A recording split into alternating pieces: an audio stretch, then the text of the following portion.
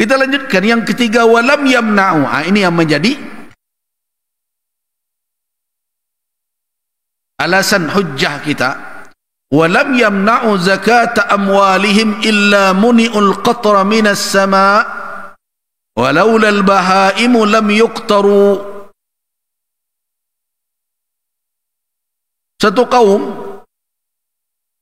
mereka apabila menghalangi zakat mereka untuk dikeluarkan, arti enggan mereka mengeluarkan zakat, tidak mau mereka mengeluarkan zakat, apa yang akan terjadi? Muni'ul qatra, mereka dihalangi mendapatkan tetesan hujan dari langit. Walaulal bahaimu lam yuqtaru, kalau bukan karena binatang ternak tidak akan diturunkan hujan oleh Allah Subhanahu wa taala. Jadi orang tak nak membayar zakat dan minum dari air hujan tu sebenarnya untuk jawi tu, untuk jawi, untuk kabau, pokoknya binatang ternak itu dan berhak sebenarnya tu. Di orang yang tidak mau membayar zakat merabui hak itu. Tentu begitu pemahamannya. Kalau bukanlah karena binatang ternak, lam yuqtaru, tidak akan disiram mereka oleh hujan. Artinya hujan yang turun itu bukan untuk mereka sebenarnya. Untuk siapa? Untuk bahaim.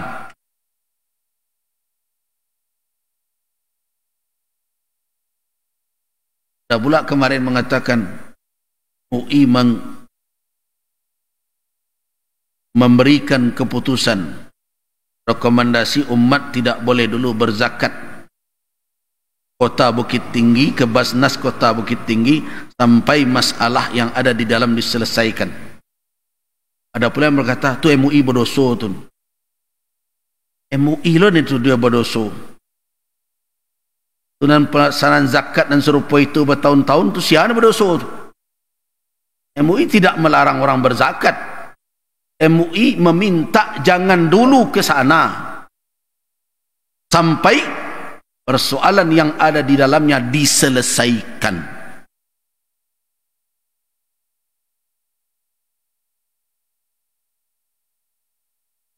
Jadi jangan dibalik-balik. Hari ini belum ada jawaban yang clear ke Majelis Ulama apakah sudah diselesaikan berbagai persoalan yang ada di dalam lembaga itu. MUI belum akan cabut keputusan itu sampai nanti penyelesaiannya sudah jelas. Ya, orang-orang yang melakukan tindakan-tindakan tidak disiplin berbagai macam itu harus diselesaikan, ditertibkan dan diberikan apa yang berhak untuk mereka yang telah melanggar dan berbagai macam itu. Harus. Setelah itu sampai nanti ke MUI Sumatera Barat, baru MUI Sumatera Barat akan bersidang. Aku lah patut nak awak arahkan kembali umat untuk berzakat. Nah, baru nanti baru ada lagi keputusan. Nah, kalau belum ya tidak, begitulah terus. Nah, umat bisa berzakat? Bisa. Kan tidak satu itu penyaluran zakat. Langsung pun boleh membayarkan zakat. Jadi jangan dikatakan ketika MUI menghalangi zakat diberikan kepada lembaga tertentu berarti MUI melarang berzakat. Tidak. Tidak begitu. Kenapa? Karena MUI menemukan petunjuk-petunjuk yang perlu sudah menjadi tugas ulama untuk mengingatkan umat. Karena itu saya minta agar pemerintah daerah Kota Bukit Tinggi menertibkan, menata, mengelola kembali dan menjalankan proses yang telah diarahkan oleh Basnas di pusat. Kalau tidak, ya belum. MUI akan tetap betapapun saya tidak mau dipaksa-paksa. Kalau sudah selesai, berikan petunjuknya, jelaskan langkah-langkahnya, clear, baru nanti keputusannya kita cabut. Nah, jadi siapa saja yang tidak mau membayarkan zakat, menghalangi zakat sampai kepada orang yang berhak, artinya apa? Tidak mengeluarkannya atau mengalihkannya kepada yang lain, itu termasuk itu, sehingga orang tidak berhak mendapat. Saya ada zakat misalnya, bagaimana yang saya pakainya itu. Nah, yang seperti itu tidak boleh didiamkan oleh ulama. Ulama yang tahu itu diam saja, tidak mengingatkan. Itu yang dikatakan syaitan akhras namanya, setan bisu namanya itu. Saya tidak mau seperti itu. Karena itu keputusan Rakorda MUI se-Sumatera Barat itu sudah tepat, benar, dan sudah ada pembuktiannya. Walaupun sebelumnya kami tidak mau mengungkap semuanya, tetapi kan satu persatu mulai terungkap. Kemudian berikutnya yang keempat, ya, walam yanqudu ahdallahi wa ahda rasulih illa sallallahu alaihim aduwan min ghairihim wa akhadhu ba'da ma fi aydihim. Ini hati-hati. Apabila mereka telah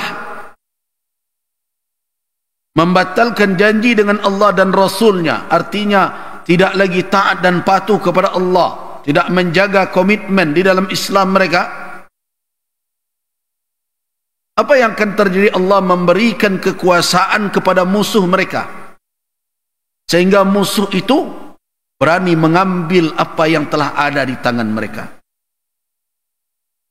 Jadi wahai kaum muslimin, kalau ingin menjadi umat yang berjaya, istiqamahlah di dalam taat kepada Allah dan Rasul. Kalau tidak, maka akan berkuasa orang-orang yang tidak suka dengan umat ini, bahkan mengambil apa yang telah ada di tangan kita. Ini sekarang mulai. Bagaimana syariat Allah dipermain-mainkan.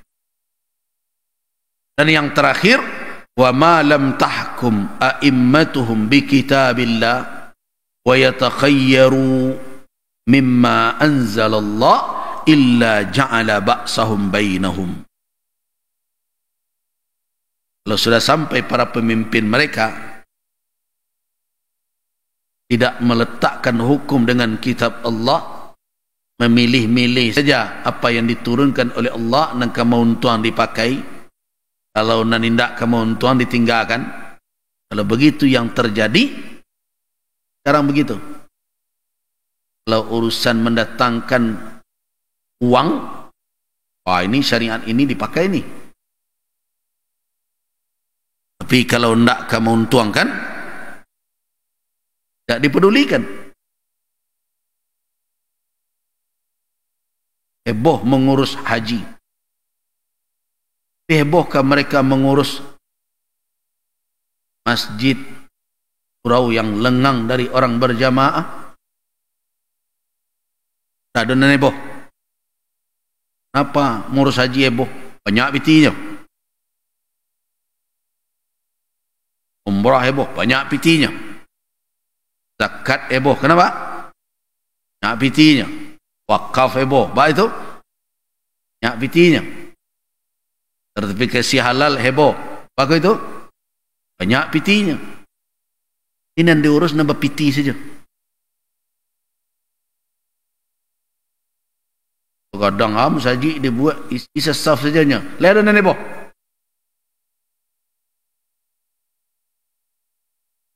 Nah, jadi dipilih-pilih saja. Nah, kalau itu yang terjadi, ja'ala ba'sahum bainahum. Kekuatan antar umat ini hanya menghadap ke sesama mereka. Mereka akan berhantuk-hantukan satu sama lain.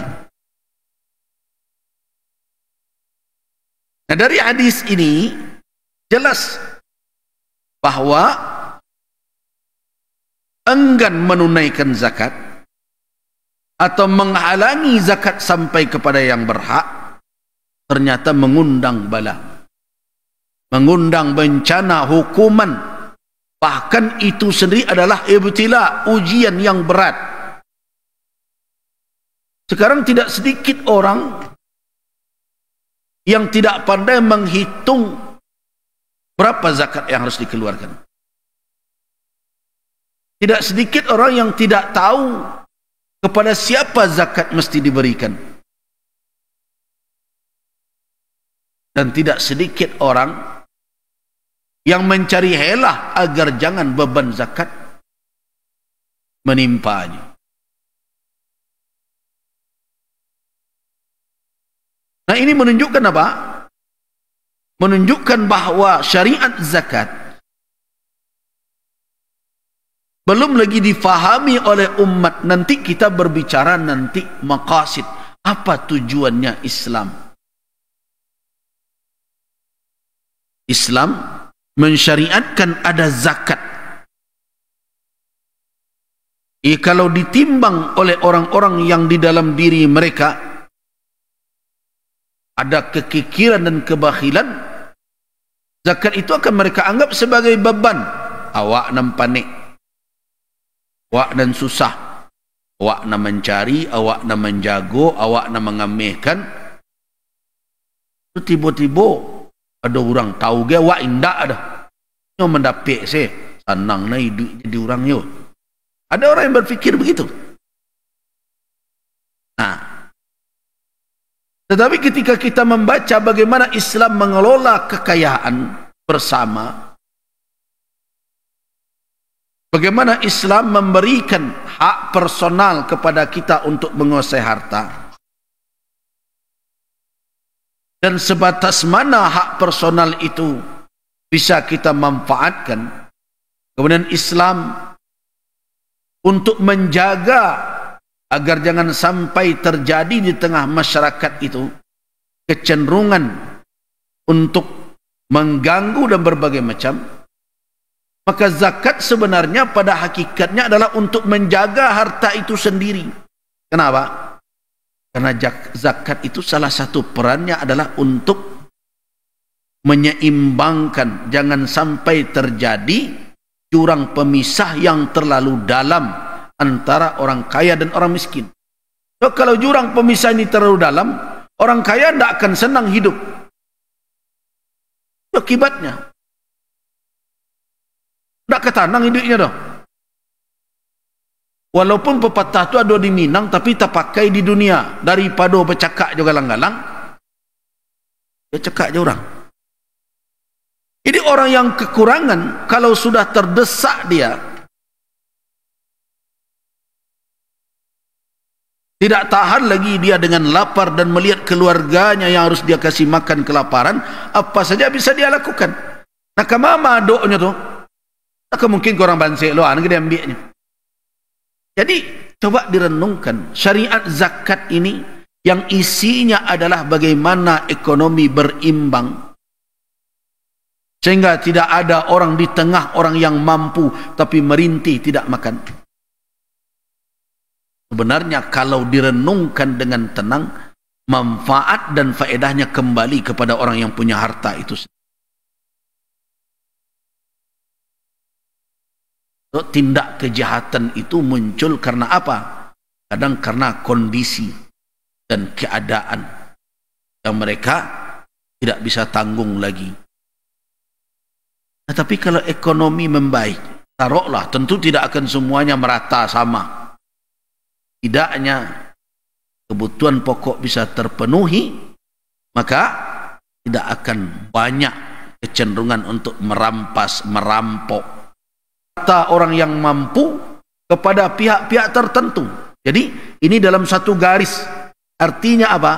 Konsep pembagian harta di dalam syariat ini, baik yang didapat harta kekayaan maupun harta rampasan perang dan yang lain-lain, konsepnya apa? Ma'afa Allahu ala rasulihi min ahlil qura.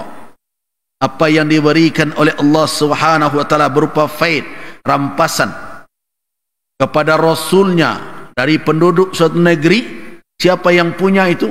Walillahi walir rasul, hak Allah dan hak Rasul. Walidil qurba, karib kerabat. Wal yatama, anak yatim. Wal masakin, orang-orang miskin. Wa ibnis sabil, ibnus sabil. Kenapa dibagikan seperti itu? Nah, konsep pembagian zakat kan begitu. Nama sadaqatu lil fuqara wal masakin la akhiril ayat. Secara shar'i, secara jelas Allah katakan tujuan ada pembahagian harta seperti itu dalam batasan tertentu, kaila yakuna dulatan bainal aghniya'i minkum, agar jangan sampai harta kekayaan itu hanya berpindah-pindah beredar di sekitar orang-orang mampu saja, melimpah jugalah ke orang yang tidak mampu. Itu yang dimaksud.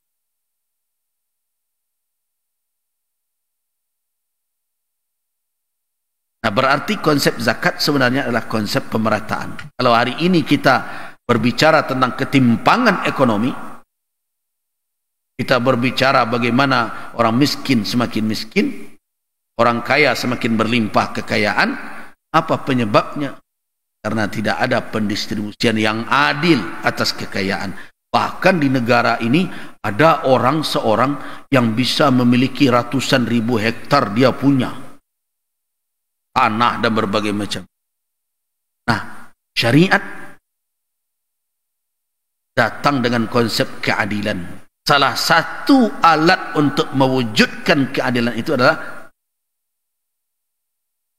nah begitulah Al-Quran dan Sunnah Nabi memberikan petunjuk kepada umat tentang syariat zakat. Nah, dengan alasan itulah, berdasarkan kepada Al-Quran, berdasarkan kepada sunnah Nabi, berijma' ulama bahwa zakat adalah syariat Islam yang merupakan kewajiban bagi kaum muslimin dengan syarat-syarat ketentuan tertentu.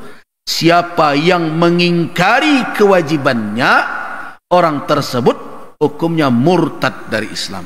Karena itulah makanya Abu Bakar As-Siddiq tidak ragu-ragu ketika berhadapan dengan orang-orang yang tidak mau menjalankan syariat zakat. Abu Bakar mengatakan apa? Harb, qital, perang yang harus terjadi sampai mereka menunaikan kewajiban itu. Makanya apa kata Abu Bakar masyhur?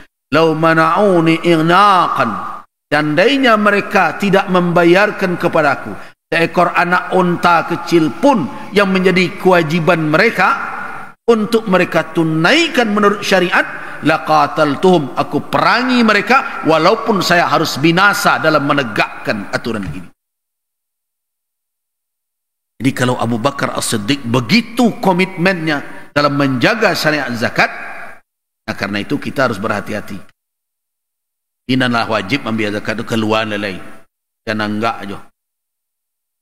Khalifah Rasulullah tidak ragu harus mengumumkan perang kepada orang yang tidak mau menjalankan kewajiban zakat.